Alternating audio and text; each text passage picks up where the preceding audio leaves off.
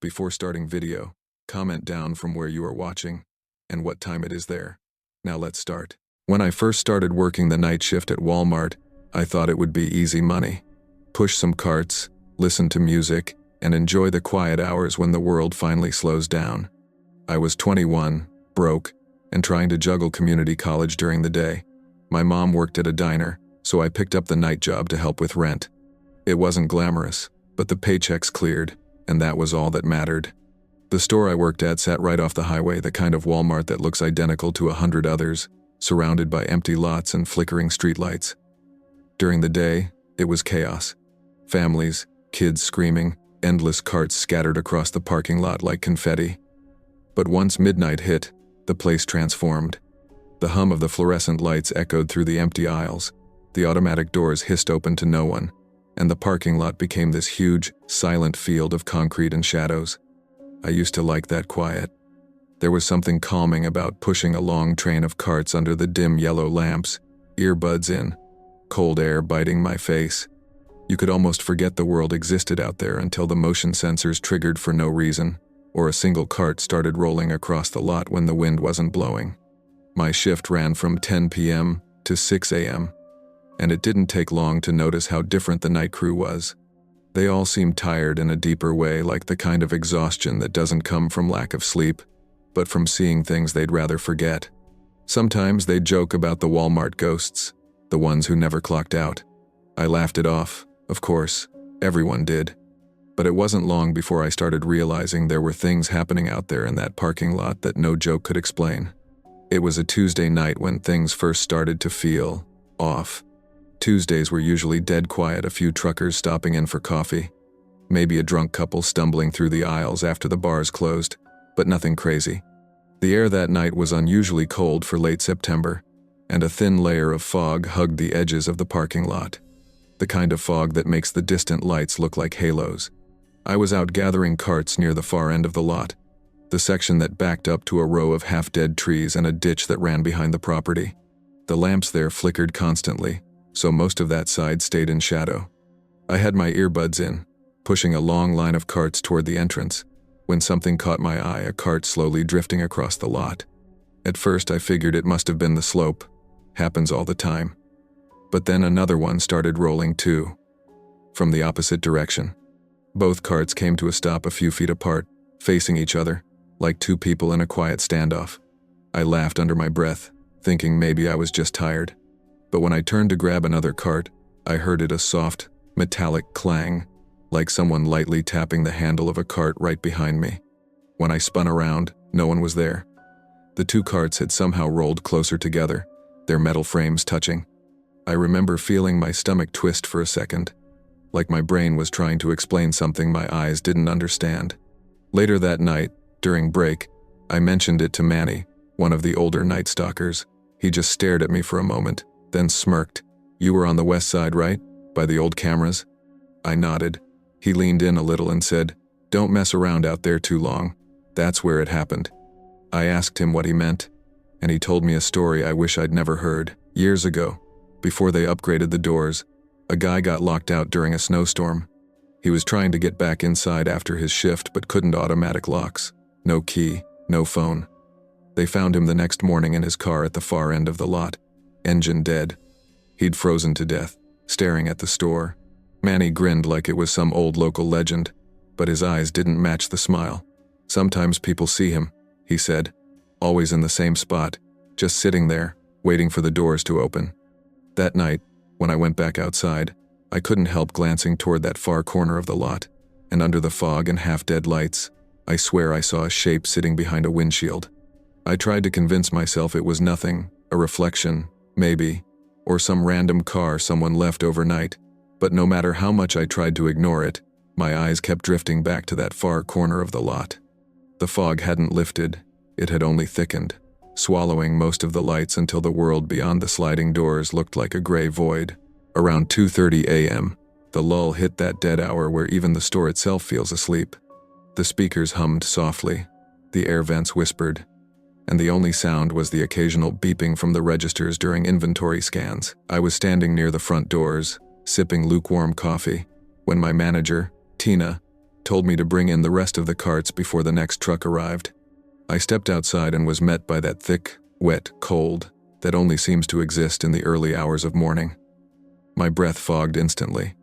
The parking lot stretched out like an ocean of pale gray, and far at the edge, just barely visible through the mist, sat a single car. Its headlights were off, no movement inside. But what made me stop was the faint orange glow from the interior dome light. It blinked on for half a second, then off again. I pushed the carts toward the entrance, trying not to stare. But then, out of the corner of my eye, I noticed condensation on the inside of that car's windshield. Thick, uneven patches, like someone had been breathing heavily inside. The air was still, no wind, no reason for that to happen. I stood there for a moment, the long metal line of carts resting against my thighs, when I heard a soft, rhythmic thud coming from that direction, like someone tapping their hand against glass. Tap, pause, tap. I told myself I was just being paranoid. Maybe some homeless guy had taken shelter inside. It wasn't my problem. But then the tapping stopped, and I swear I heard a faint, hollow voice drift across the lot. Just one word, my name. It didn't sound like a shout, more like a whisper carried on the fog. Every hair on my arm stood up. I started walking toward the car, my footsteps echoing unnaturally loud against the wet concrete. The closer I got, the colder the air felt. The breath from my mouth came out thick and white, and that's when I saw it frost forming on the inside of the windshield. It started at the edges, curling inward like veins, until the glass looked like it was crystallizing from the inside out. I was maybe 10 feet away when I saw the shape behind the wheel. A man head tilted slightly forward, face pale and motionless. He was wearing a Walmart vest, the old blue kind with the yellow spark logo. For a second, I thought he might actually need help. I took one step closer, lifted my hand to knock on the window, and that's when his head snapped up. Not slowly, not like someone waking up. It was sudden, mechanical, a jerk. His eyes met mine through the frosted glass. They were wide, bloodshot, and empty. His lips were blue. His breath fogged against the inside of the windshield in ragged bursts, even though the car wasn't running. Then, just as suddenly, the dome light inside flickered again on, off, on faster and faster, until it was strobing. I stumbled backward, my heart pounding so hard I could barely breathe. The figure inside started shaking, like he was thrashing against the seatbelt, and for a moment I thought I saw his hand press against the window, the skin so pale it looked gray. Then, everything stopped. The dome light went out, the frost vanished, the figure was gone. Just an empty car. I turned and sprinted back toward the entrance, dropping the handheld radio on the pavement as I ran. When I burst inside, Manny and Tina were both at the registers. I must have looked pale because Tina immediately asked what happened. I told them everything, probably too fast and too loud. They followed me outside. We walked across the lot, the fog starting to thin. The car was still there, but when we reached it, the windows were clear, the windshield dry, and the interior spotless. The engine was cold. Nothing inside. Tina frowned. "There hasn't been a car parked out here all night," she said. "That's employee-only parking. You sure you didn't see a reflection?" Manny didn't say anything. He just stared at the spot for a long moment, then muttered, "Right about where they found him." That's when I noticed something that made my stomach twist, a faint outline of frost on the asphalt where the car had been. Not real frost, not the kind that melts when you touch it. It was more like residue, a perfect rectangular patch the size of a car, glimmering faintly under the light. And in the middle of it, clear as day, were 2 footprints. Mine. The next morning, after my shift ended, I sat in the break room long after everyone else had left. The vending machines hummed. The fluorescent light above me buzzed with that faint electric rattle, and all I could think about was that car, that man's face, those eyes. Tina told me to go home and get some sleep, but before I clocked out, she said something that stuck with me. "Don't let your mind play tricks on you out there," she said, her tone calm but her eyes a little too sympathetic. "It happens to a lot of night shift workers. You start seeing things in the quiet." But when I came back that evening, she called me into the office. She'd checked the security footage, the one from the camera aimed at the west side of the lot. She said there was something wrong with it. I asked to see it. The video showed me walking toward the far corner of the parking lot, and then sprinting back. My breath was visible in the cold air, my arms flailing, just like I remembered. But the camera never caught the car. It wasn't there. Not before, not after. Just an empty lot and me staring into nothing. Tina told me the footage had probably glitched. Manny didn't say a word. He just handed me my radio and said quietly, "You shouldn't go near that corner anymore." For the next few nights, I tried to keep my head down. I stuck close to the front doors, brought in carts only from the well-lit areas, and refused to look toward the far side of the lot. But every now and then, especially after 3 a.m., I'd hear it, that faint click of an engine turning over, just once, followed by silence.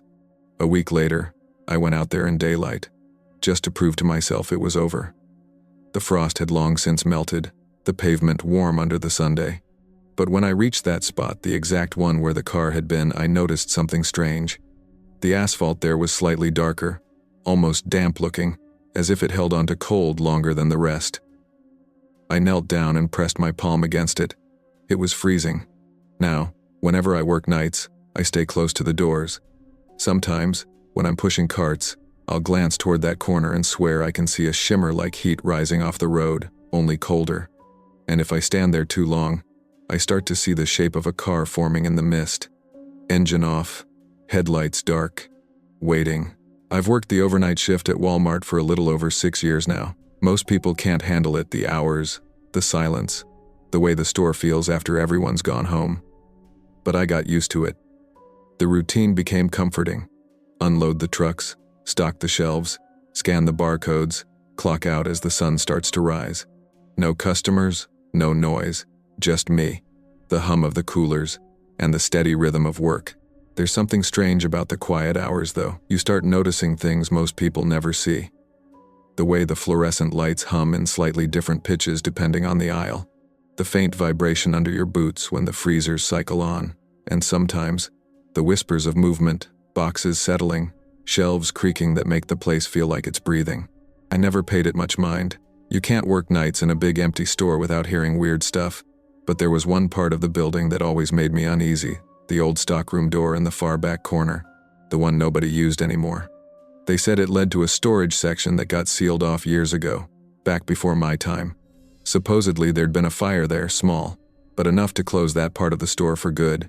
After the renovation, they just walled it off and left the original door intact. Management claimed it was cheaper that way. Still, every night I worked back there, I felt something different in that air, a little colder, a little heavier. Sometimes, when I passed by on my way to the back docks, I thought I heard faint noises from the other side. Not voices exactly, just movement, like cardboard shifting or a box sliding across the floor. I always brushed it off. You don't last long on night shift if you start chasing sounds. But one night in early March, something changed. I heard a sound that no amount of logic could explain, a slow, deliberate knock from the other side of that sealed door. 3 times, and it sounded like someone wanted me to answer. That night had started off like any other. We'd just finished unloading the last truck of the week, boxes piled high on metal carts, the hum of forklifts echoing down the back hall. The air smelled like cardboard and coffee. Everyone was tired, but it was the kind of tired you could work through. Just a few more hours until sunrise. Around 1:30 a.m., my supervisor, Dave, told me to restock paper products in the back aisles. It was close to that sealed door, the one most of the guys avoided. I didn't complain. The back aisles were quiet, and I liked working alone. I grabbed my handheld scanner, loaded up a cart, and started making my way toward the far end of the building. That section of the store always felt different. The overhead lights flickered sometimes, just slightly dimmer than the rest. You could feel the temperature drop as you got closer to the old stockroom door. It was this heavy steel thing, painted gray, with chipped paint around the hinges and a yellow "Do Not Enter" sticker half peeled off. I'd passed it hundreds of times, but I'd never stopped to look at it for more than a few seconds. As I stacked paper towels on the shelf, I heard it again, that same dragging sound. A long, slow scrape, like a box being pulled across concrete. It was coming from the other side of the door. I froze. The sound stopped too, like it knew I'd noticed. For a moment, I just stood there, listening. Nothing. Then I laughed quietly to myself, shaking my head. Probably the air vents. The ducts back there rattled all the time when the AC kicked on. I tried to focus on work, but 10 minutes later, the noise started again, closer this time. A dull thud, then another scrape. I turned off my music and listened carefully. It wasn't the vents. It sounded too deliberate, like someone shifting boxes around by hand. I decided to take a look, even though I knew it was stupid. I walked over to the door and leaned close, half expecting to hear mice or the hum of pipes. Instead, I heard breathing. Faint, steady breathing just on the other side. I stepped back fast, heart pounding. I looked around to see if anyone was nearby, but the aisle was empty. The only sound now was the faint buzzing from the lights above. I told myself maybe there was a vent behind that wall, maybe air pressure was making it sound like breathing. I went back to stocking, pretending everything was fine. But when I scanned the next item, my handheld glitched. The barcode flashed red, and instead of numbers, a jumble of letters appeared on the screen. BACK. I blinked, thinking maybe I'd scanned too fast. I tried again. The scanner beeped once and showed the same word.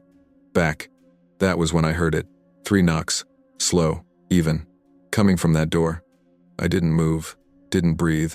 My fingers went cold around the scanner. The sound came again, 3 deliberate knocks, each one harder than the last. Then silence. I stared at the door for a long time, waiting for something else to happen. Nothing did, but the silence that followed felt wrong, too deep, too heavy, like the store itself was holding its breath. When I finally walked away, I caught myself glancing over my shoulder. And for just a second, I thought I saw the handle on that old door twitch. Just a fraction of an inch, but enough to make my stomach drop. By 2:45 a.m., most of the night crew had gone to the front for their meal break.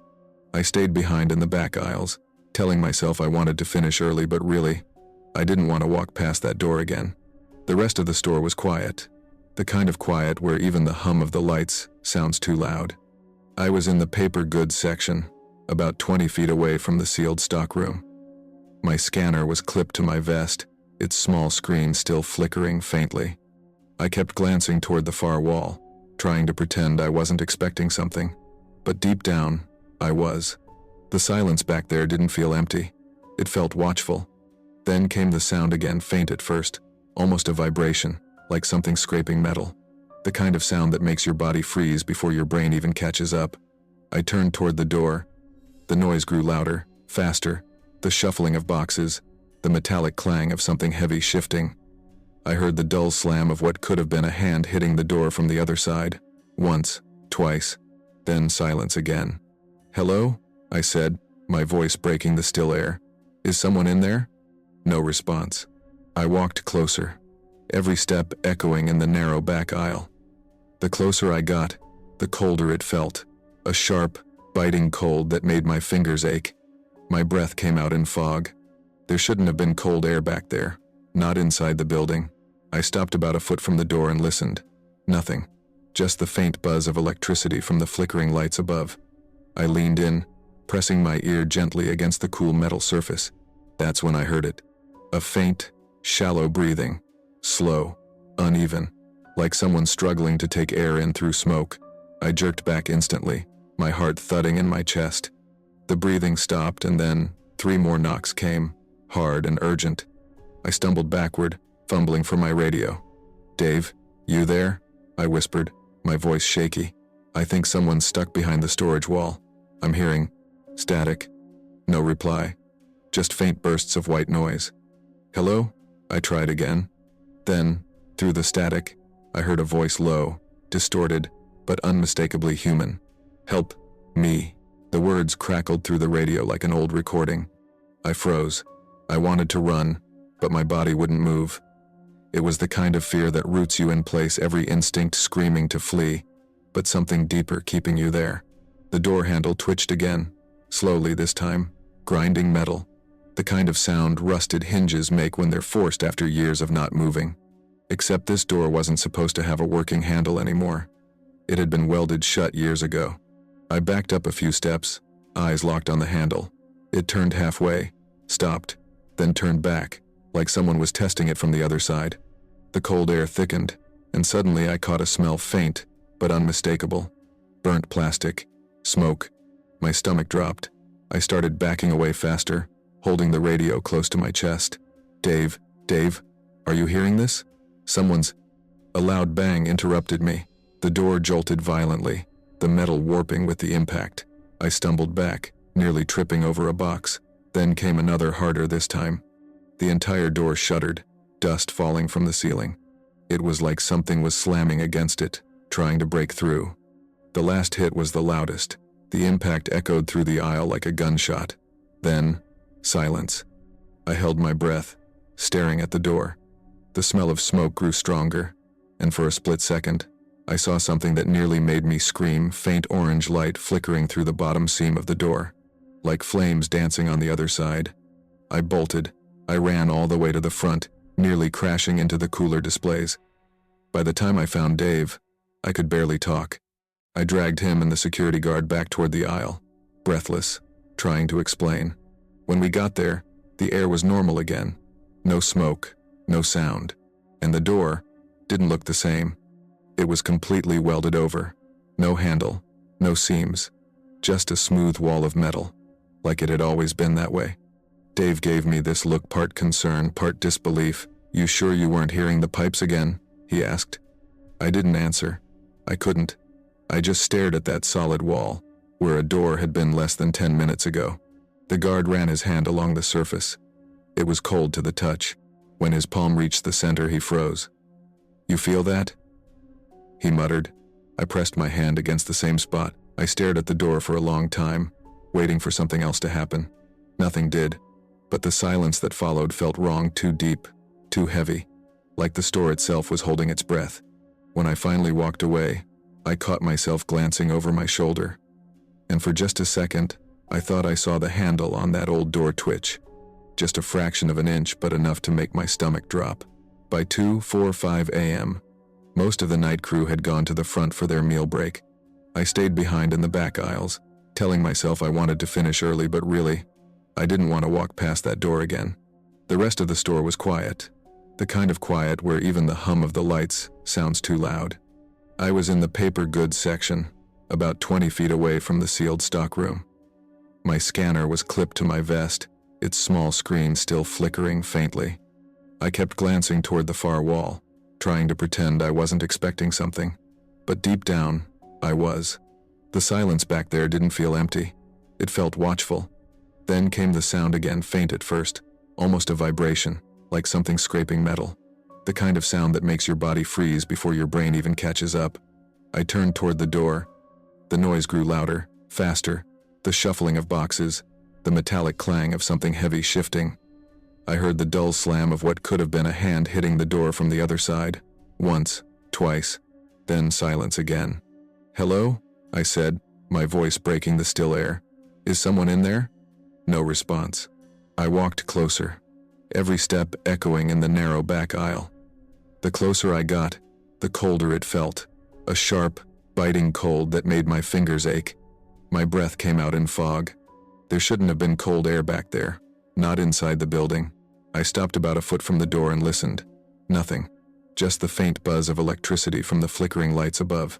I leaned in, pressing my ear gently against the cool metal surface. That's when I heard it. A faint, shallow breathing, slow, uneven, like someone struggling to take air in through smoke. I jerked back instantly, my heart thudding in my chest. The breathing stopped, and then 3 more knocks came, hard and urgent. I stumbled backward, fumbling for my radio. "Dave, you there?" I whispered, my voice shaky. "I think someone's stuck behind the storage wall. I'm hearing static." No reply, just faint bursts of white noise. "Hello?" I tried again. Then, through the static, I heard a voice, low, distorted, but unmistakably human. "Help me." The words crackled through the radio like an old recording. I froze. I wanted to run, but my body wouldn't move. It was the kind of fear that roots you in place, every instinct screaming to flee, but something deeper keeping you there. The door handle twitched again, slowly this time, grinding metal, the kind of sound rusted hinges make when they're forced after years of not moving. Except this door wasn't supposed to have a working handle anymore. It had been welded shut years ago. I backed up a few steps, eyes locked on the handle. It turned halfway, stopped, then turned back, like someone was testing it from the other side. The cold air thickened, and suddenly I caught a smell faint, but unmistakable. Burnt plastic, smoke. My stomach dropped. I started backing away faster, holding the radio close to my chest. Dave, are you hearing this? A loud bang interrupted me. The door jolted violently, the metal warping with the impact. I stumbled back, nearly tripping over a box. Then came another, harder this time. The entire door shuddered, dust falling from the ceiling. It was like something was slamming against it, trying to break through. The last hit was the loudest. The impact echoed through the aisle like a gunshot. Then, silence. I held my breath, staring at the door. The smell of smoke grew stronger, and for a split second, I saw something that nearly made me scream, faint orange light flickering through the bottom seam of the door, like flames dancing on the other side. I bolted. I ran all the way to the front, nearly crashing into the cooler displays. By the time I found Dave, I could barely talk. I dragged him and the security guard back toward the aisle, breathless, trying to explain. When we got there, the air was normal again. No smoke, no sound, and the door didn't look the same. It was completely welded over. No handle, no seams, just a smooth wall of metal, like it had always been that way. Dave gave me this look, part concern, part disbelief. "You sure you weren't hearing the pipes again?" he asked. I didn't answer. I couldn't. I just stared at that solid wall, where a door had been less than 10 minutes ago. The guard ran his hand along the surface. It was cold to the touch. When his palm reached the center, he froze. "You feel that?" he muttered. I pressed my hand against the same spot. The metal was freezing, almost painfully cold, and from deep inside, faint but real, came 3 slow knocks. Nobody talked much after that night. Dave filed a quick report about unexplained noises and possible air duct vibration, but we both knew it was just to keep corporate happy. The guard refused to take another shift past midnight. Within a week, management reassigned me to the grocery section, as far from the stockroom wall as possible. Still, I couldn't shake what I'd heard. Those 3 knocks echoed in my head every night when the store went quiet. I even went back during the day a few times, just to prove to myself it had been a hallucination, stress, lack of sleep, maybe the hum of the freezer tricking my ears. But that part of the building felt wrong even in daylight. The temperature dropped the second you crossed into that back aisle. The air was stale, faintly metallic, and if you stood still long enough, you could almost feel a vibration coming from inside the wall. A few weeks later, I met an older guy named Mike, who'd worked there back before the renovation. He was on the floor team when the fire happened, the one that supposedly sealed off the back section. When I asked him about it, his face went pale. "They told us it started from bad wiring," he said. "But that's not what happened. There was a guy trapped back there, maintenance worker, door jammed when the sprinklers went off. By the time they got him out, he trailed off, shaking his head. Corporate covered the whole thing up, said it was equipment damage, they rebuilt over it." I didn't say a word. That night, during my next shift, I walked past the aisle one more time, just once. The wall was smooth, silent, nothing unusual. But as I passed, my handheld scanner flickered to life on its own, glowing faint blue in the dark. For a second, the screen flashed a word, "Help." Then it went black again. I quit the following week. I told them it was because of my schedule, but the truth is I couldn't stand being in that building anymore after dark. And sometimes, when I drive past that Walmart late at night, the parking lot empty and the lights still humming, I can't help but think about that door that isn't there anymore. Because every now and then, if the wind is right, you can still hear the knocking. When you work retail long enough, you start to notice patterns, the types of customers who come in, the ones who complain, the ones who wander for hours and buy nothing. But nothing could have prepared me for the woman in aisle 9. I was an assistant manager at a Walmart in Oklahoma, in the evening shift that ran from 4 p.m. to midnight. It was one of those stores that never really felt empty. There was always somebody in there, even at 2 a.m. People buying snacks, diapers, random stuff they didn't really need. The fluorescent lights buzzed nonstop. The same announcements played every 30 minutes, and the smell of cheap popcorn from the food court hung in the air like static. After a few months, I stopped really seeing the customers. They all blurred together except for her.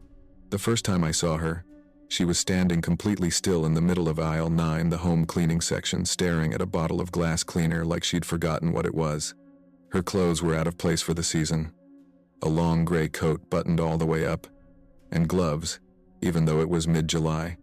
Her hair looked wet, like she'd just stepped in from the rain, but it hadn't rained that day. She didn't say a word when I asked if she needed help. Just looked at me with this empty, half-sad expression and whispered, "It's still here." I asked her what she meant, but she just turned and walked away, leaving a faint trail of water droplets behind her, like her coat was still dripping. I figured maybe she was homeless or confused, so I called security. We checked every aisle, the restrooms, even the parking lot. Nothing. She was gone.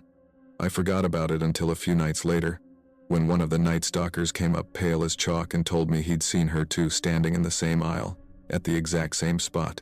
That was when I realized something about her wasn't right, because we had the security footage from that night, and she wasn't on it. After that first sighting, I tried to tell myself it was stress.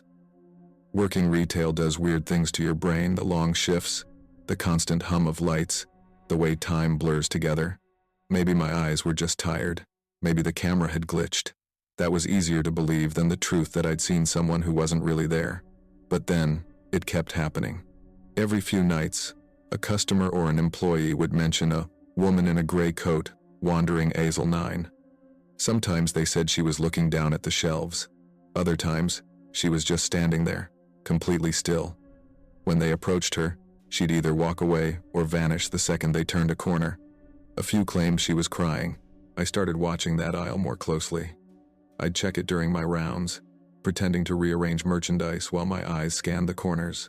Most of the time, it was empty, but the atmosphere there felt different, colder, heavier, like the air itself didn't move. Even the lights above that aisle flickered more often than anywhere else in the store. One night, around 11:45, I was closing registers when one of the newer employees, Kayla, came running up front, white as paper. She said she'd seen the woman again, standing by the bottom shelf near the bleach. She looked at me, Kayla whispered. Her eyes were wrong. I followed her back, trying to stay calm. The store was dead quiet, just the hum of the refrigeration units and the low drone of the air vents. When we reached aisle 9, I saw it immediately, a trail of wet footprints leading down the middle. They started about halfway down the aisle and stopped right where Kayla said the woman had been, but there was no one there. The floor was dry everywhere else. I checked the cameras again after closing, replaying the footage minute by minute. Kayla was there, frozen in fear, looking toward the end of the aisle, but she wasn't alone. For just one frame, less than a second, a faint silhouette appeared beside her, pale, tall, and blurred like a reflection in fog. When I slowed it down, I realized something even worse. The camera timestamp was wrong. It was off by exactly 2 minutes, and those 2 minutes matched the gap I remembered from my own first encounter, when I'd gone to help that same woman. It was as if whatever that thing was, it existed slightly out of sync with the rest of the store. The next morning, I asked maintenance to check the ceiling above that aisle, thinking maybe there was a leak or a busted pipe. They went up there around noon. When they came back down, the guy looked shaken. He said, "You didn't tell me about the scorch marks." I frowned. "What scorch marks?" He hesitated, then said, "There's burn damage up there. Old. Looks like something caught fire right above that section. But here's the weird part, it's all covered in soot, except for one square patch that's completely clean. Like something was pressed against it." "Pressed against it?" I repeated. "Yeah," he said, "like a hand." After the maintenance guy told me about that burned patch, I couldn't stop thinking about it. A handprint in soot, right above the aisle where that woman kept appearing. It didn't make sense, but it explained the smell I sometimes caught there late at night, faint but unmistakable, like burnt plastic or melted wiring, the kind of smell that doesn't come from a mop bucket or a broken light. That night, I stayed late on purpose. The rest of the crew clocked out around midnight, and I pretended to be finishing paperwork in the office. In reality, I was watching the live camera feeds at exactly 12:23 a.m. The screen for aisle 9 flickered once, twice, then steadied. I leaned forward. The lights in that aisle dimmed, though the rest of the store stayed bright. I switched to the full view. At the far end of the aisle, something was standing there, a gray shape, still as stone. My stomach dropped. It was her, same coat, same dripping hair. She was facing the shelves, motionless. I grabbed my radio, but the second I keyed it, the signal hissed with static. My voice came out warped, like the air itself didn't want to carry it. I told myself it was a prank, maybe one of the stalkers messing around, and headed out to the floor. The moment I stepped into aisle 9, I felt it. The temperature dropped so sharply that my breath turned white. The hum of the lights turned into this deep, vibrating buzz, almost like a distant generator. The smell of smoke was stronger now, thick enough to sting my nose. The aisle was empty at first, no sign of her, just rows of bleach bottles and cleaning sprays lined up too neatly. Then, at the very end, I noticed water pooling near the floor, a thin trail that led straight toward me. The sound of dripping echoed softly, even though there was no leak. "Hello?" I said, trying to sound steady. "Ma'am, are you okay?" Silence. I took a step forward, then another. Halfway down the aisle, I saw her. She was standing about 10 feet ahead. Her back turned, her hair was matted, soaked, the ends dark, like ash. She wasn't moving, but her shoulders twitched slightly, as if she were breathing fast or shaking. "You can't be in here this late," I said, voice trembling. "The store's closed." She didn't respond. I reached for my radio again. Static. I stepped closer, just enough to see her face reflected faintly in the glass of a shelf display. That's when I realized her reflection wasn't matching her movements. In the glass, her head was already turned toward me, even though in reality her back was still facing me. Her reflection's eyes were wide, black, and hollow, like burned-out sockets. I froze. Then she whispered, her voice soft and cracked, like the sound of steam escaping. "It's still here." My heart slammed in my chest. "What's still here?" I asked before I could stop myself. She turned, then slowly, stiffly, as if her joints resisted. The front of her coat was burned and torn. Her face was pale, grayish, and blistered in places like it had been exposed to heat. Her eyes didn't look human anymore. They were milky white, glowing faintly in the flickering light. And in her right hand, she held something small, a melted plastic name tag. My name was on it. "No," I whispered. "That's not..." A loud crack echoed above me. One of the overhead lights exploded, showering sparks down onto the floor. The sprinklers didn't activate, but water began dripping anyway, cold and heavy, running down the shelves. I backed away slowly, but the water followed, creeping toward my boots. Every instinct screamed at me to run, but my legs felt locked. She started walking toward me, each step echoing too loud, her wet shoes slapping the tile in perfect rhythm with the flicker of the lights. I stumbled backward into the end cap, knocking over bottles. The smell of burnt plastic filled the air. Thicker now, I could hear the faint sound of crackling flames, even though there was no fire. Her voice was closer now, whispering, "It never went out." I turned and bolted. My shoes slipped on the wet floor. My shoulder slammed into the shelf, but I didn't stop. I sprinted all the way to the break room, slamming the door behind me. My heart was pounding so hard I could barely breathe. I waited there, gripping the door handle, listening. Nothing. The sound of dripping stopped. The store was dead silent again. After a few minutes, I finally worked up the courage to look at the security monitor inside the break room. The feed showed aisle 9 completely empty. No water, no broken light, no woman, just a single bottle of glass cleaner lying on the floor, rolling slowly to a stop. I stared at the screen until my shift ended, afraid to even blink. The next morning, I didn't tell anyone what had happened. How could I? Hey, I saw a burned woman holding my name tag. Doesn't sound great on a manager report.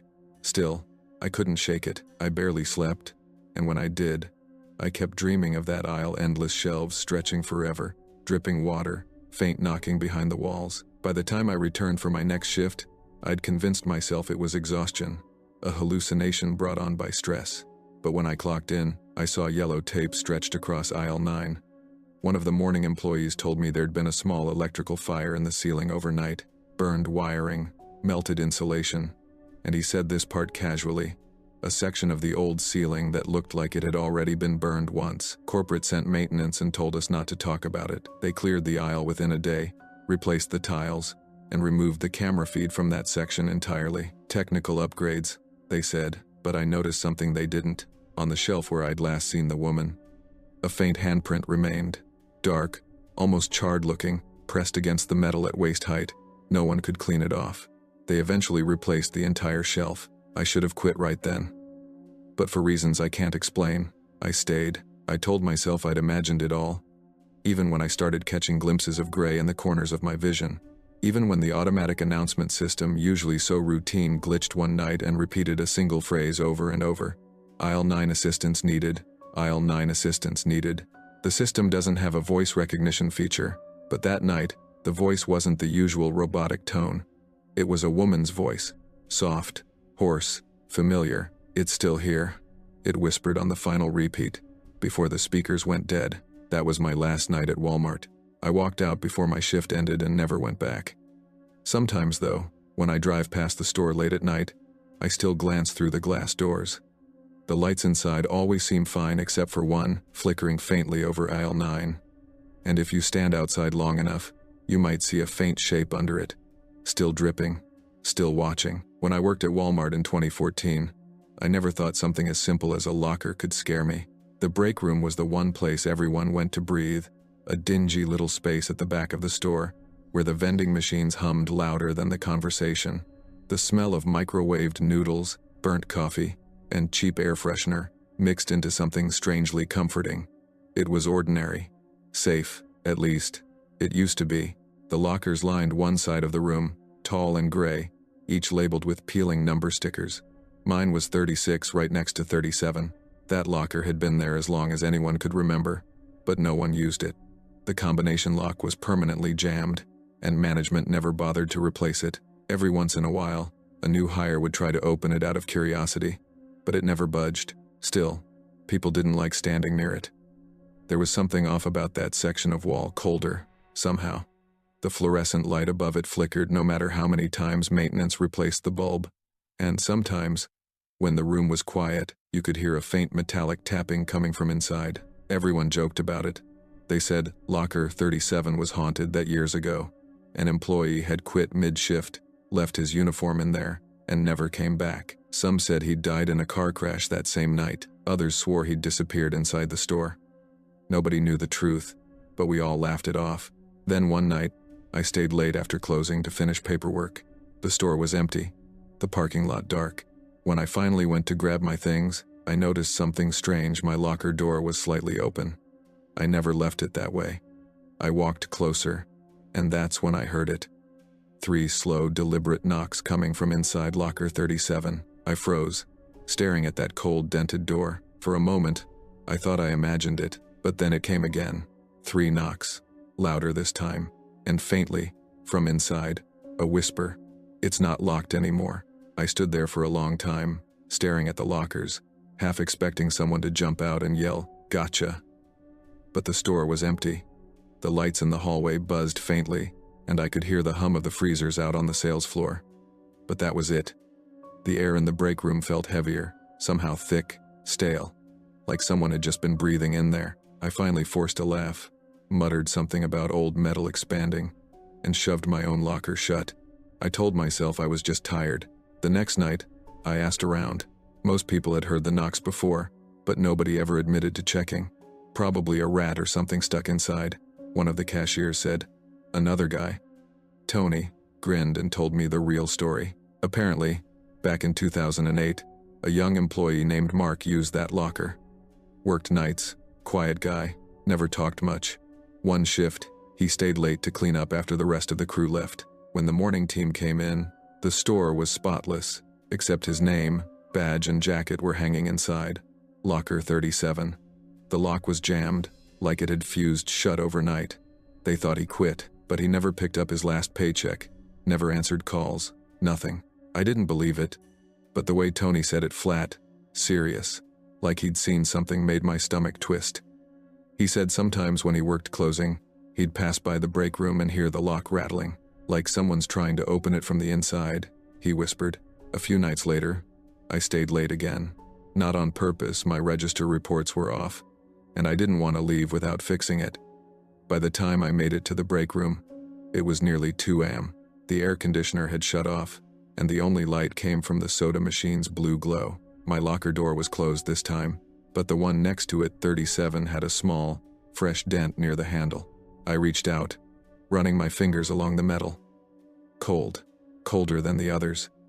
My reflection in the door looked slightly distorted, like the metal wasn't flat anymore. And then I saw it just for a split second, a shadow moving inside the reflection. I jumped back so fast I hit the vending machine behind me. The noise echoed through the room. I waited, breath caught in my throat, but nothing moved. Everything was still. Then I heard the sound again. Not knocking this time, but scratching. Long, dragging scratches, like fingernails against steel, coming from inside that locker. I backed toward the exit, eyes locked on it the whole time. The scratching stopped. For a moment there was silence. Then something hit the inside of the locker door hard. Once, twice, 3 times. The entire row of lockers shuddered. I ran. Didn't even grab my bag. When I told the opening manager the next morning, he looked at me strangely. "Locker 37?" he asked. I nodded. He sighed and said quietly, "That locker's been sealed for years.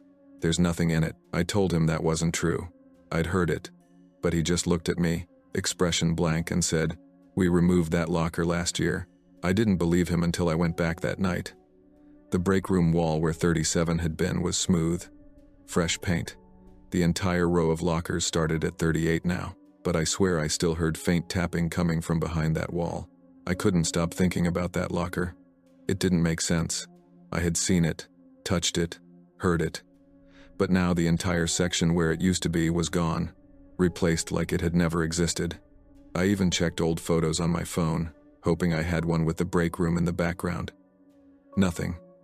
Not one image showed locker 37. It was like it had been erased from reality, but I remembered every detail. The dent, the peeling number sticker, the sound of knocking. Over the next few nights, things got worse.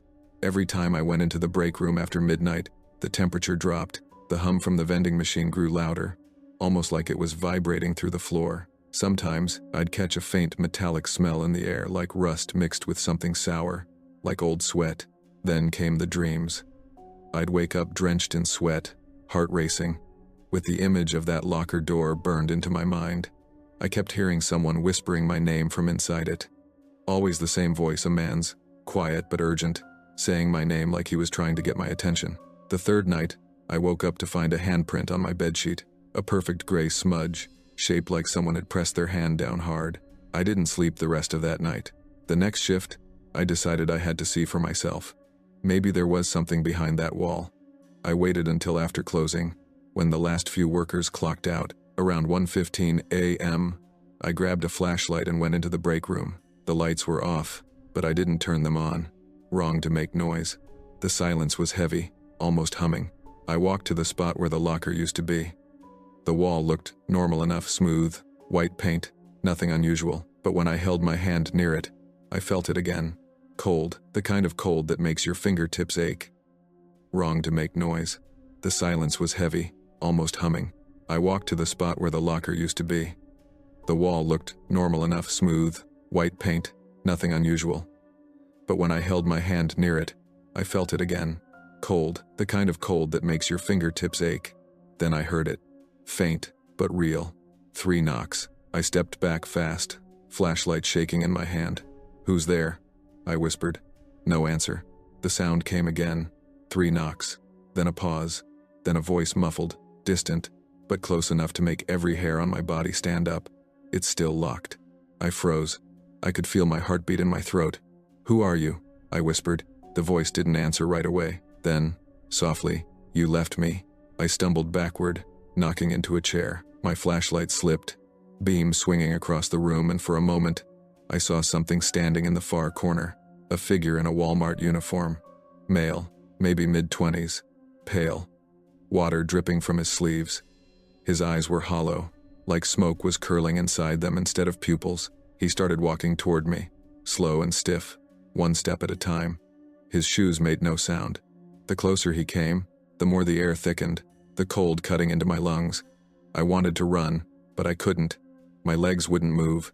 When he reached the spot where locker 37 had been, he stopped. He raised one hand and pressed it against the wall. Fingers spread. Instantly, the paint began to darken, curling inward like paper burning in reverse. The outline of a locker door began to form metal seams, a handle, even the faded number 37. The figure turned his head toward me. "Help me open it," he said softly. His voice sounded like wind moving through metal. I shook my head, backing up slowly. "You're not real," I whispered. He smiled faintly, but it wasn't human. His teeth were black, edges sharp, burned looking. "Neither are you," he said. The locker door behind him groaned. The handle twisted on its own. The sound echoed like bones cracking. I turned and ran through the hallway, past the empty registers, until I hit the main doors. I didn't even clock out. Outside, the air was warm again. Normal.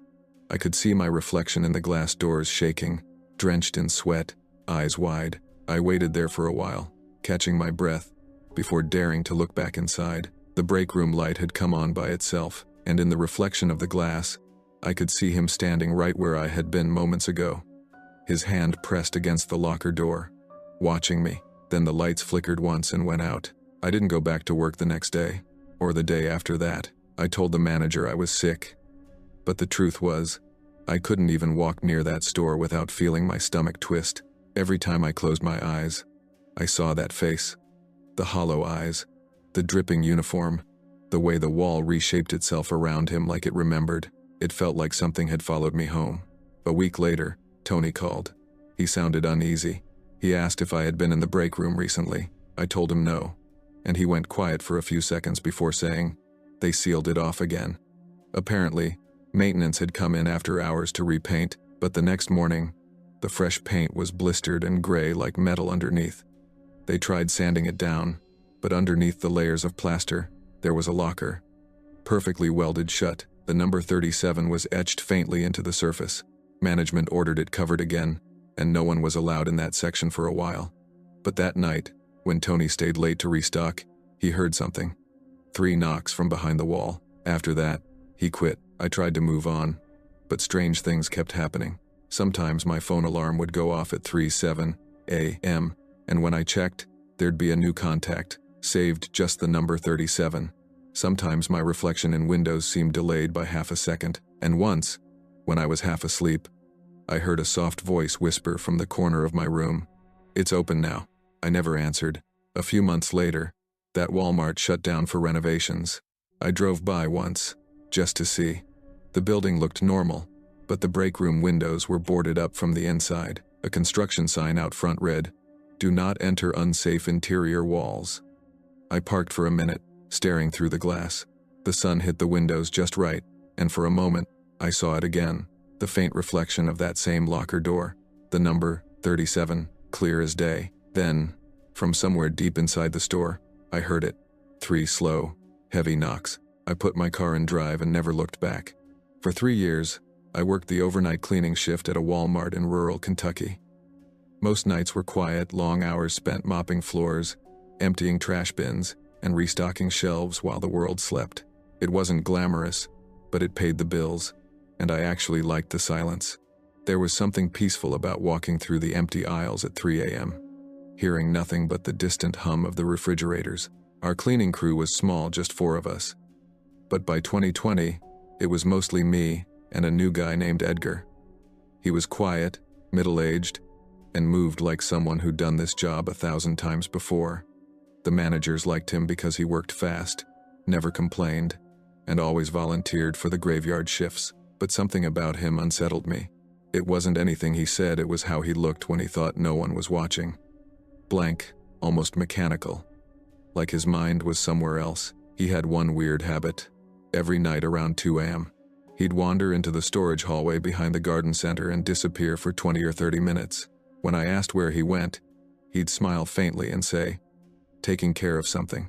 I figured he was sneaking a smoke break or just wanted to be alone.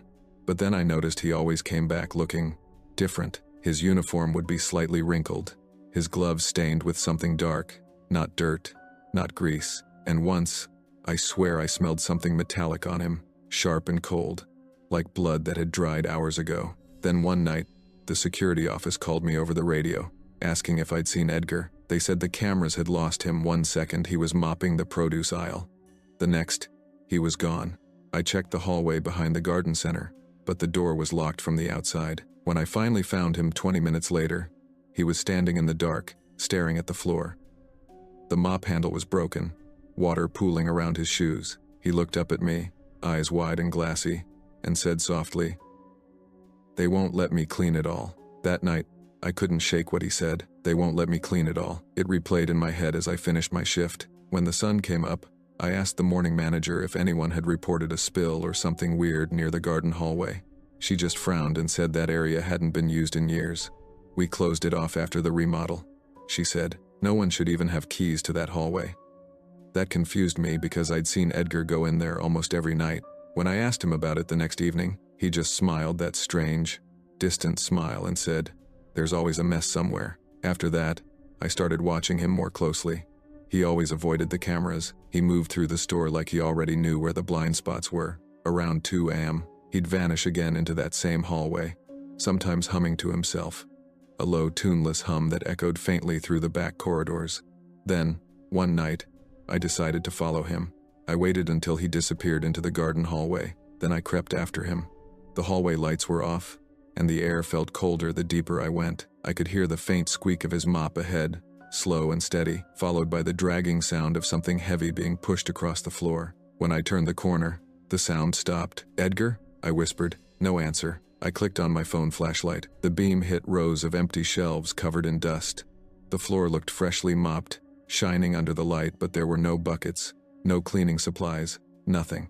Just one long wet streak leading toward the end of the hall. I followed it, my shoes sticking slightly to the floor. The streak led to a locked metal door, one I'd never seen before. A small sign above it read, "Authorized personnel only," half peeled off. The wet streak stopped right at the base of the door, and the air around it felt colder than the rest of the hallway, almost freezing. I leaned closer, trying to listen. At first, nothing. Then a sound, a soft, rhythmic sloshing, like someone slowly dragging a mop across water.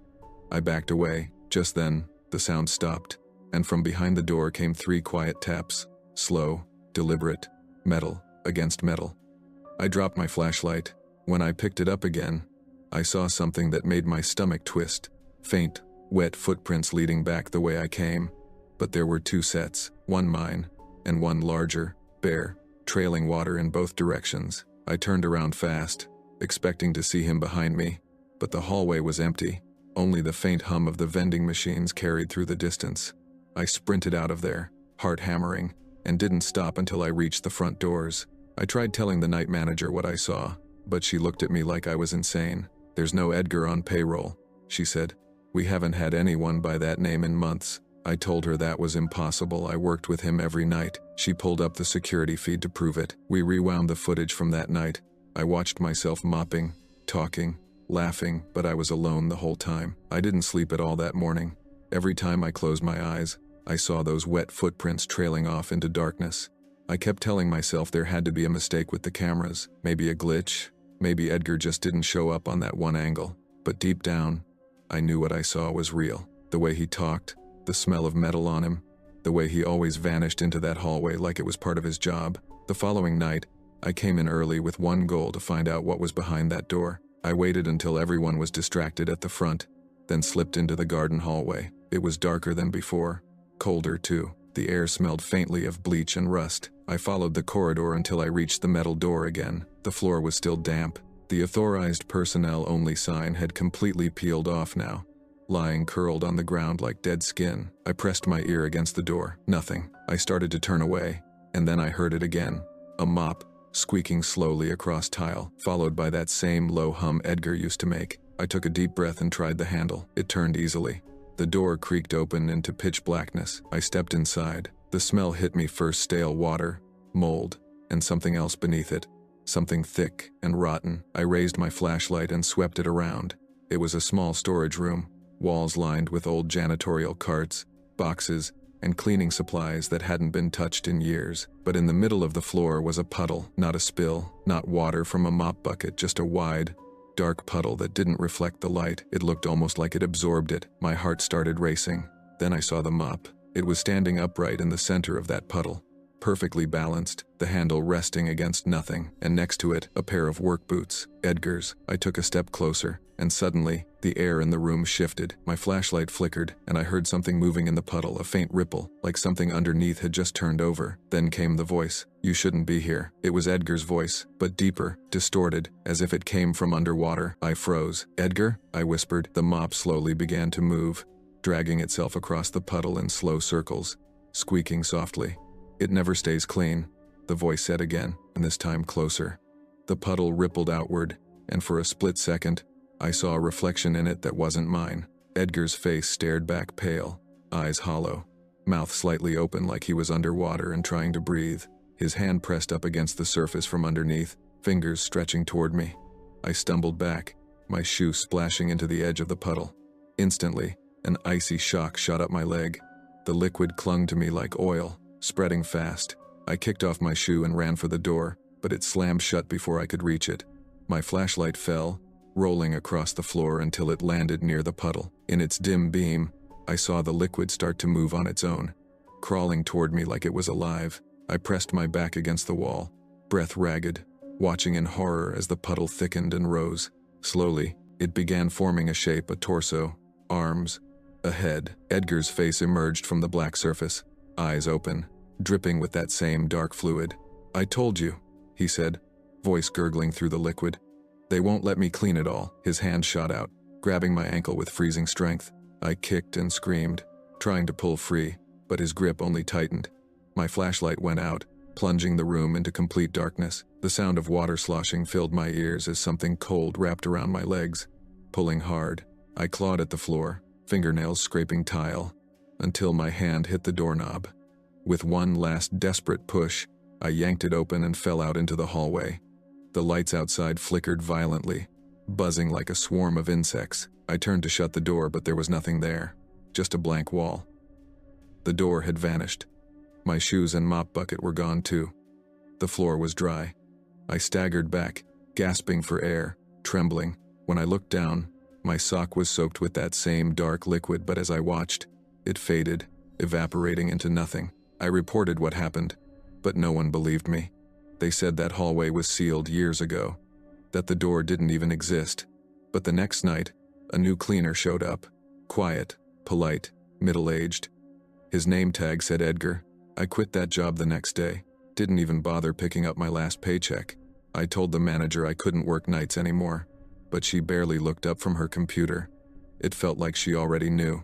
That same week, I started getting headaches that came out of nowhere, sharp, pulsing pain, right behind my eyes. Every time I closed them, I'd see flashes of water rippling in the dark. I told myself it was stress, but the dreams kept coming. In every one of them, I was back in that hallway, mopping the floor. My reflection in the puddle wasn't me, it was Edgar, smiling faintly, humming that same broken tune. And somewhere far off, I could hear a voice whispering over and over, "Clean it again." A few months later, I drove past that Walmart. It had been remodeled, bright new signage, everything clean and polished. But when I looked toward the side entrance near the garden center, I noticed a small wet patch spreading across the concrete even though it hadn't rained in days. A man in a janitor's uniform was standing there, mopping the same spot over and over. I couldn't see his face clearly, but I recognized the way he moved, slow, deliberate, like he'd done it 1,000 times before. I drove off, trying to forget, but it didn't matter. The next morning my phone alarm went off at exactly 2:07 a.m., the same time Edgar used to vanish during shifts. When I checked the screen, I saw a new reminder that I hadn't set. It said, "Night shift starts soon." I deleted it, turned off my phone, and tried to sleep. But when I woke up, there was a mop leaning against my bedroom wall, dripping water onto the floor. The tag on the handle had a name written in black marker, mine.